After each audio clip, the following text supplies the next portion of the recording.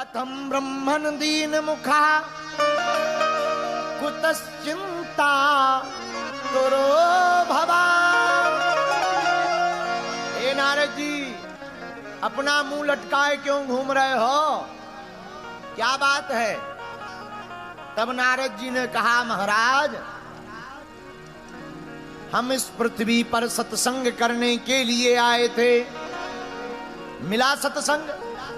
तब नारद जी बोले, पुष्करम चा प्रयागम चा श्रीशैले, पुष्करम चा प्रयागम चा काशीम गोदावरीम तथा हरि क्षेत्रम कुरुक्षेत्रम श्रीरंगम सेतुबंधनम। नारद जी बोले, भैया बहुत जगह गए पर अब सत्संग प्राप्त नहीं हुआ। तो चारों कुमारों ने कहा, क्या कारण है, सत्संग क्यों नहीं मिला? नारद जी बोले, भैया पापस्य खंडः सा पाखंडः, आजकल पाखंड बड़ा बढ़ गया। अच्छा, ये पाखंड क्या है? पापस्य खंडः सा पाखंडः, पाप का ही एक खंड जो है उसका नाम पाखंड है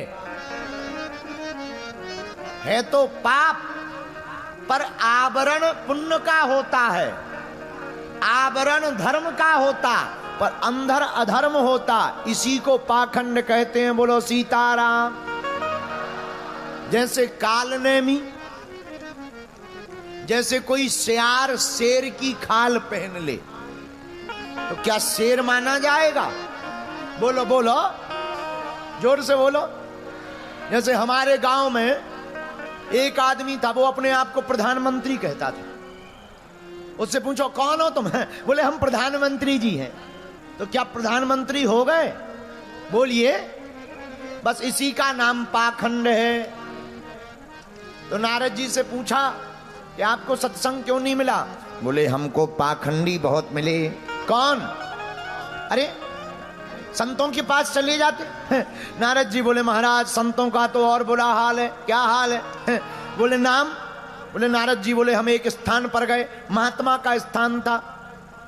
महात्मा के स्थान पर जाकर के देखा, हा, बड़ा दिव्य भवन मंदिर बना, भारी विशाल का आश्रम बना। नारद जी बोले, हमने पूछा ये किसका भवन है?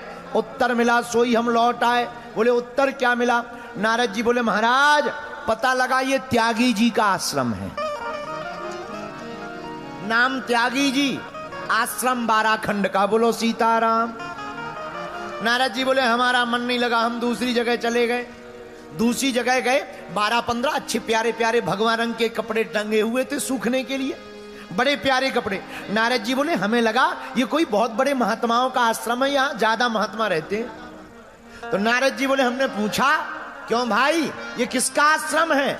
नारद जी बोले, उत्तर मिलते ही हम दबे पांव भगे आए। उत्तर क्या मिला? बोले, उत्तर मिला ये नागा बाबा जी का आश्रम है। नारद जी बोले, जय हो। नाम नागा बाबा, कपड़े 12 जोड़ी। नारद जी बोले, यहां भी काम नहीं, ये तो वही वाली बात हो गई। बोले, क्या? बोले, कच्छा तो त्याग दिया, इच्छा नहीं त्यागी। बोलो सीताराम। बुरा ना मानना, ये बात हमने एक जगह बोल दी थी तो कई लोग काले झंडे लेकर बाहर खड़े हो गए थे। और एक तो कह रहा था, बाहर निकल, अभी बता रहे हम। उस दिन के बाद हमने सिक्योरिटी और बढ़ा ली। हमका बोलने से तो चूकना नहीं है, चाहे जो हो जावे। हमने क्या गलत बोला? हमने इतना ही बोला, भाई कच्छा त्याग दिया, इच्छा नहीं त्यागी। बोलो सीताराम। नाम नागा बाबा जी, कपड़े 12 जोड़ी। नारद जी बोले, हम वहां से वापस लौट आए, यहां भी सत्संग मिलने वाला एक और मिले। नारद जी बोले, हम तीसरी जगह गए। 12 छोटे छोटे बच्चे, बड़े प्यारे प्यारे बच्चे, तिलक लगाए हुए घूम रहे थे। हाँ, कंधे पर जनेऊ डाले थे, बड़ा प्यारा मुख मुस्कान दिखाई पड़ रही थी। नारद जी को लगा ये कोई बहुत सुंदर स्थान है, महात्मा बहुत अच्छे हैं, लगता है यहाँ कोई गुरुकुलम है। पर नाम पूछा, कौन हो?